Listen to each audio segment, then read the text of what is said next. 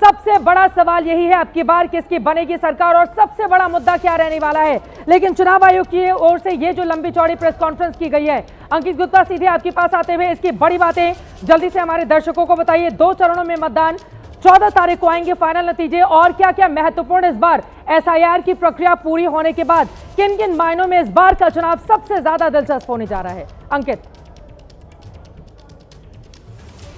देखिए चित्रा, सबसे पहले हम एक जो चीज को यहां पर रेखांकित कर देते हैं कि चुनाव आयोग अक्सर जो पिछले कुछ चुनावों से क्या जो है कोशिश कर रहा है। अक्सर चुनाव आयोग के ऊपर सवाल ये उठते थे कि आप जो तारीख ऐसी कर देते हैं कि जिससे कि लोग जो है लॉन्ग वीकेंड बना जो है उसको मान करके घूमने चले जाते हैं। इस बार तारीख कौन सी चुनी है, दिन कौन सा चुना है, एक गुरुवार का और दूसरा मंगलवार का, और इस वजह से जिससे कि जो है लोग ऐसा ना हो कि लॉन्ग वीकेंड मान करके घूमने चले जाएं, शुक्रवार शनिवार रविवार सोमवार वो ना कर पाए, इस वजह से ये गुरुवार और मंगलवार का दिन चुना गया है। यह भी एक महत्वपूर्ण जानकारी है जो कि ये जो अभी अनाउंसमेंट किया गया है उसमें से निकल के सामने आई है। उसके अलावा चित्रा, अभी जो हम लोग चर्चा कर रहे थे कि देखिए चुनावों की तारीखों का ऐलान हो गया है, लेकिन नामांकन दाखिल करने की पहले चरण के लिए नामांकन कब तक दाखिल होगा?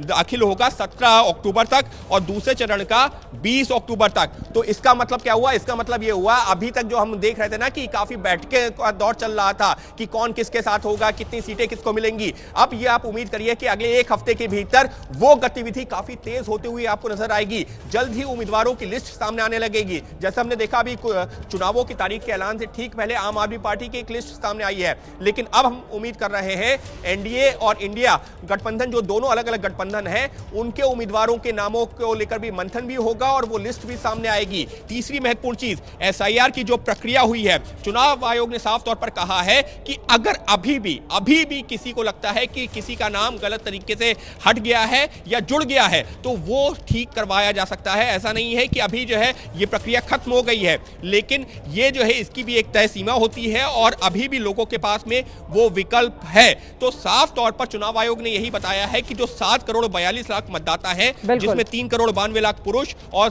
3 करोड़ 50 लाख महिला मतदाता, वो अपने आप में जो शुद्धिकरण की जो प्रक्रिया हुई है वो पूरी हो चुकी है और उसके बाद में करवाया जा रहा है ये एक अहम चुनाव। बिल्कुल, शुद्धिकरण की प्रक्रिया तो पूरी की जा चुकी है, लेकिन चुनाव आयोग को भी पता है कि इस बार दूध का जला छाछ कितना फूंक फूंक कर पीना होगा, क्योंकि एसआईआर के बाद हम सब ने देखा चुनाव आयोग को लेकर कितने सवाल विपक्षी दलों की ओर से खड़े किए गए, लंबा चौड़ा कैंपेन चलाया गया। इसी वजह से अपने कदम यहां पर फूंक फूंक कर चुनाव आयोग की ओर से भी उठाए जा रहे हैं। अंकित, एक और सवाल का जवाब, उसके बाद बाकी मेहमानों के साथ चर्चा की मैं शुरुआत करूंगी। अब चुनाव आयोग की साख पर बट्टा लगाने की कोशिश कई बार हम सब ने देखी। चुनाव आयोग ने कभी शेरो शायरी के जरिए तो कभी किसी और तरीके से उसको दूर करने की कोशिश की है। पारदर्शिता इसको पूरी तरह से सुनिश्चित की जाए, इसको लेकर चुनाव आयोग ने आज जो बड़ी बातें कही हैं, मैं चाहूंगी उस पर आप प्रकाश डालें, क्योंकि बार बार पारदर्शिता को लेकर विपक्षी दलों की ओर से निशाने पर रहे हैं मुख्य चुनाव आयुक्त। जी बिल्कुल, देखिए यहां पर 2 महत्वपूर्ण चीजें। पहली महत्वपूर्ण चीज की 3 महत्वपूर्ण चीजें इनफैक्ट चित्रा मैं जोड़ना चाहूंगा। पोस्टल बैलेट को लेकर के अक्सर जो सवाल उठते थे, तो चुनाव आयोग ने साफ कह दिया है कि पोस्टल बैलेट की गिनती अब किसी भी हालत में जो ईवीएम की काउंटिंग होती है उसके 2 राउंड जब आखिरी के होंगे उससे पहले कंप्लीट करना जरूरी होगा। ये क्यों महत्वपूर्ण है? ये महत्वपूर्ण है उन केसेस में जहां पर ईवीएम का रिजल्ट तो पहले आ जाता है, लेकिन पोस्टल बैलेट क्योंकि अगर संख्या ज्यादा है और मैनुअली काउंट हो रहे हैं और वो ईवीएम के बाद तक चलते हैं, तो उसके ऊपर कई बार सवाल उठाए जाते हैं कि ये यहां पर ये नंबर बढ़ कैसे गया, ये कम कैसे हो गया। तो चुनाव आयोग ने ये एक बड़ा कदम उठाया है। दूसरा बड़ा कदम, चुनाव आयोग ने साफ तौर पर अभी प्रेस कॉन्फ्रेंस में क्या कहा कि फॉर्म 17C क्या होता है? 17C वो होता है जो राजनीतिक दलों के जो नुमाइंदे, जो कार्यकर्ता जो पोलिंग बूथ में मौजूद होते हैं उनको साइन करना होता है। क्या साइन करना होता है? कि ईवीएम पे जब मतदान खत्म हुआ तो इतने वोट पड़े थे, यानी कि ईवीएम में कितने वोट पड़े हैं और उनके पास जो रिकॉर्ड है, मैनुअल रिकॉर्ड है, उसमें कितना है, कहीं कोई भिन्नता तो नहीं है।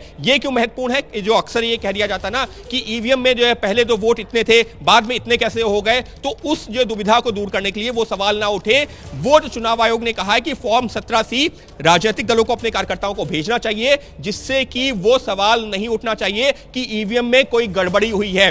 तीसरी महत्वपूर्ण चीज ये है कि जब ईवीएम जो स्ट्रांग रूम में जाती है, यानी कि उस जगह पर जहां पर मतदान होने के बाद में उसको रखा जाता है, वहां पर भी जब ईवीएम अंदर जाएगी तो बाकायदा जो राजनीतिक कार्यकर्ता हैं, जो भी प्रतिनिधि हैं, वो हस्ताक्षर करेंगे और जब बाहर निकलेगी तो फिर से हस्ताक्षर करेंगे। क्यों? क्योंकि अक्सर हमने पिछले चुनावों में देखा है ना कि ये सवाल उठा दिया था कि ईवीएम बाहर से निकल आती है, ईवीएम में छेड़छाड़ कर दी जाती है। तो चुनाव आयोग की कोशिश ये है कि ये जो तमाम सवाल उठाए जाते रहे हैं उनको जो उन संदेह को दूर किया जाए और उसमें खुद एक तरह से जिम्मेदारी जो डाली है राजनीतिक दलों के कार्यकर्ताओं के ऊपर, राजनीतिक दलों के ऊपर कि आप अपने सामने हस्ताक्षर कीजिए और उसके बाद में ही प्रक्रिया आगे बढ़ेगी। जी